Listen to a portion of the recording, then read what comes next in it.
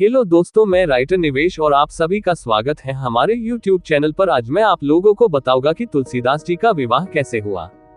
जो भी ज्ञान तुलसीदास के पास था वो हमेशा अपने दोहों और अपनी कथाओं के माध्यम से सुनाते थे और लोगों को भक्ति करने के लिए प्रेरित किया करते थे।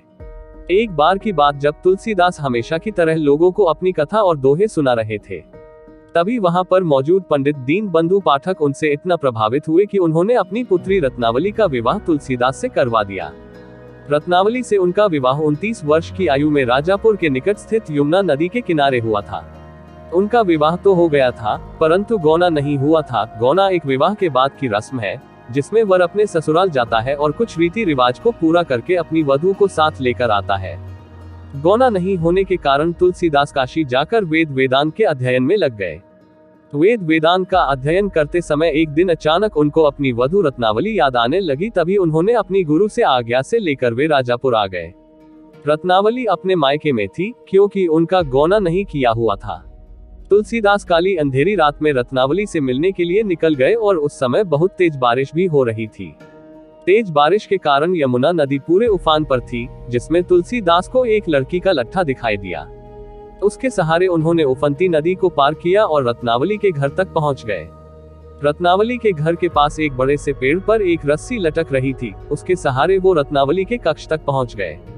तुलसीदास रत्नावली से मिलने के लिए इतने उत्सुक थे कि उनको यमुना नदी में एक लाश लड़की का लट्ठे के रूप में और पेड़ पर लटक रहा सांप एक रस्सी के रूप में दिखाई दिए। जब रत्नावली ने उनको देखा तो वह भयभीत गई और उनको कहा कि वापस चले जाए, क्योंकि गौना नहीं होने के कारण वह नहीं मिल सकती। इसके कारण उनकी लोक लज्जा पर सवाल उठेंगे।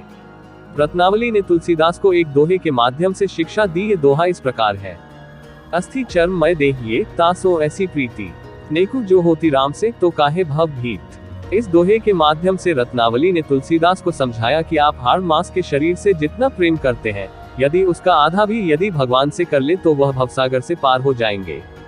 इस दोहे का तुलसीदास जी पर इतना प्रभाव पड़ा कि उन्होंने अपना पारिवारिक जीवन त्याग दिया और गांव आ गए। वहां पर साधु बनकर लोगों को श्री राम की कथा सुनाने लगे और श्री राम की भक्ति में लीन हो गए।